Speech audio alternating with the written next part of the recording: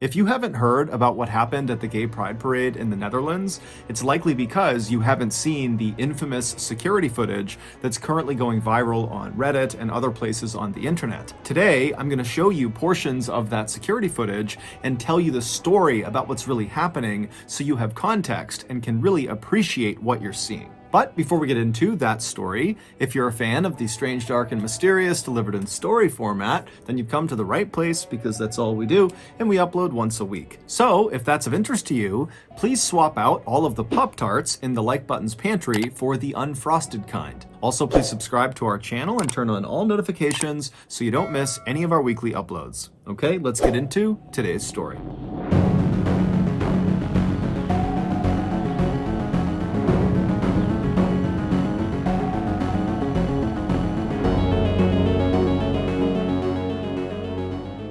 On September 27, 2018, in a little city in the Netherlands, a security camera captured 6 men walking calmly toward this brick bungalow inside one of the country's holiday parks. A holiday park is a place that offers cheap accommodations to tourists. They typically have things like campsites, RV parking, cheap bungalows for rent, and they also often offer things like swimming and golfing and bowling, so it's kind of like an all-in-one for families on vacation. But on this September day, these 6 men caught on camera were neither family nor on vacation. Instead, as they walked, it was very clear from their body language that the only thing they were interested in was getting inside of their holiday bungalow.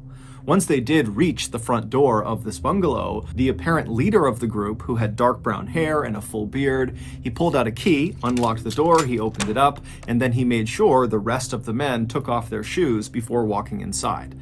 And then once all the men were inside the door, the leader shut the door and locked it behind them, and then barefoot they walked through the hallway into this corner living room in the back of the bungalow.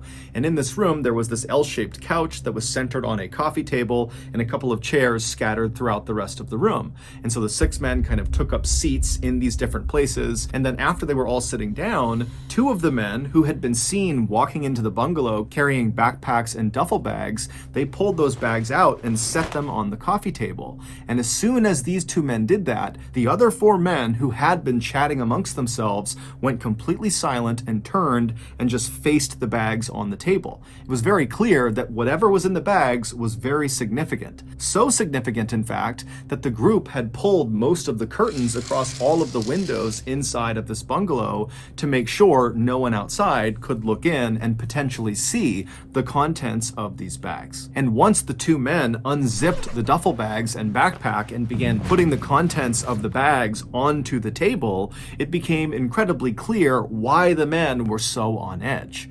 Inside of these bags were guns, and in the Netherlands, no private citizen is allowed to possess them. Over the next hour, the 2 men who had actually carried the guns into the bungalow, they began going over some instruction with the other 4 men of how to use these slick black pistols and AK-47 rifles. They taught them how to load the guns and reload and how to aim, and they did a number of dry firing exercises, which is basically pulling the trigger on any real gun when the gun is not loaded. And so these 4 students paid careful attention to their 2 instructors, and at some point they became more confident, and you could just see the excitement was building in the room. At one point, one of the students grabbed 2 of the AK-47 rifles and held one in each arm and pretended to fire them simultaneously, like you would see in the Rambo movies. But when one of the 2 instructors reached back into one of these bags and pulled out a new item, a vest, and laid it on the coffee table, immediately the mood in the room shifted again. Now the students seemed more nervous than excited. One of the 4 students eventually walked forward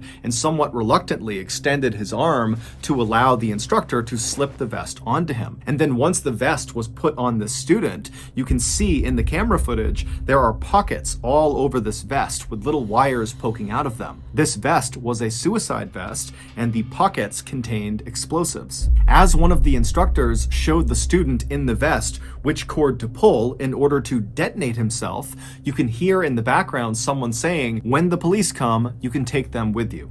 A little over 2 hours later, these 6 men were done, and they began packing up their arsenal of new weapons back into the bags, and then they stood up to leave. But when they left, it was the students who had the bags of weapons, not the two instructors. Once the 6 men had left the bungalow and were back outside again, they put their shoes back on, they locked the bungalow behind them, and then the 2 instructors were seen on camera walking away from the bungalow to a separate car. They drove off, and then the 4 men that now had the weapons, they walked to a nearby white cargo van, which contained 1 other man who had not been inside of the bungalow with them, but he was very much a part of this group. He was their driver. And so as the 4 men with guns approached the white van, the driver saw them, he climbed out, he ran around to the back and opened up the back doors that led into the windowless back cargo area of the van. And the 4 men with guns, they climbed inside, the driver shut the van, climbed back into the driver's seat, and then before long, the driver was leaving the parking lot and heading north towards the city of Amsterdam, which is the capital of the Netherlands.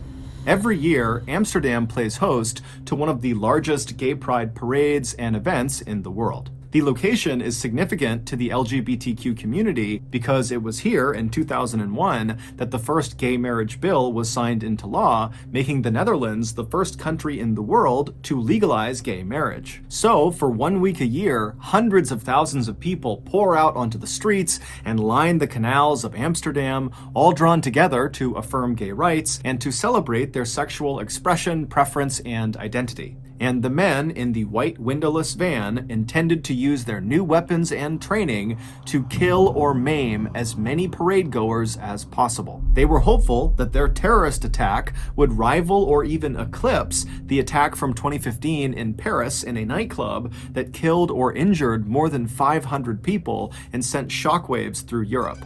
30 minutes later, the 4 men in the back of this windowless van felt the van slow down and pull off the main road and not come to a complete stop, but just kind of begin to slow roll, which was odd because they had no reason to slow down and they were at least 30 minutes away from their destination. And so instinctively, the men reach down and make sure their guns are safely stowed inside of their bags and out of sight in case somebody opens the back door. They don't want people to know they have guns. They are illegal.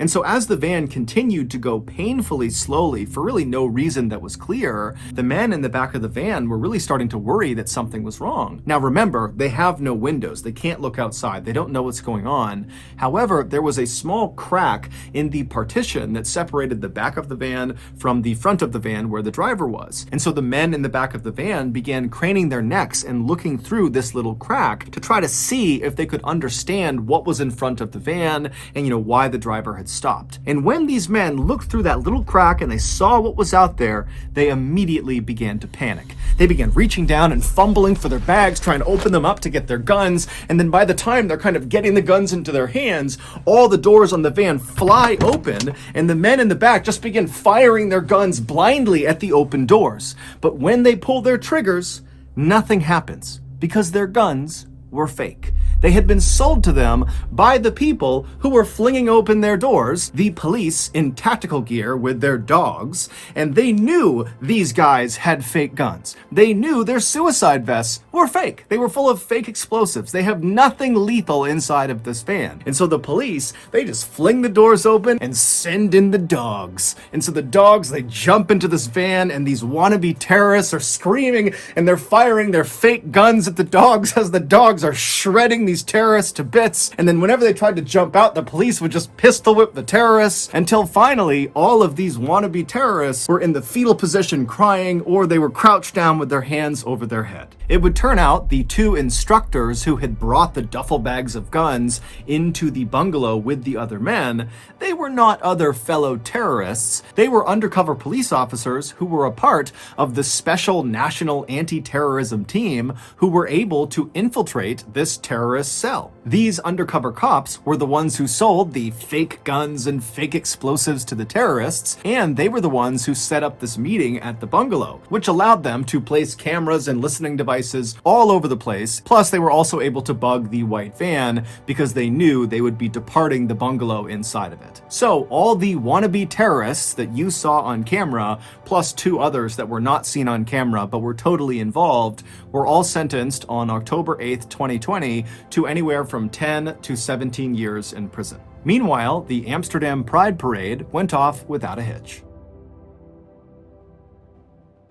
So that's going to do it. If you got something out of this episode and you haven't done this already, please replace all of the Pop-Tarts in the like button's pantry with the unfrosted kind. Also, please subscribe to our channel and turn on all notifications so you don't miss any of our weekly uploads. We have a podcast that puts out brand new podcast exclusive stories on Monday mornings, and on Thursday mornings we put out the remastered audio of our best YouTube videos. The podcast is called the MrBallen Podcast, and it is available exclusively on Amazon Music. Consider donating to our charity. It's called the MrBallen Foundation, and it provides support to victims of violent crime and their families. Monthly donors to the MrBallen Foundation Honor Them Society will receive free gifts and exclusive invites to special live events. Go to MrBallen.Foundation and click on Get Involved to join the Honor Them Society today. We have 2 additional YouTube channels. One is called MrBallen Shorts. The other is called MrBallen en Espanol. We post near daily content on TikTok, Facebook, and Snapchat. All of those pages are just called MrBallen. If you want to get in touch with me, please follow me on any major social media platform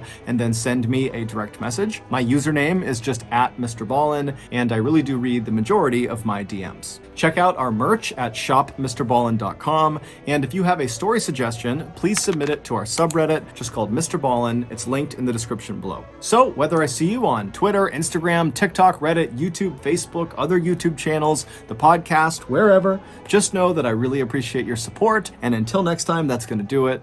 See ya.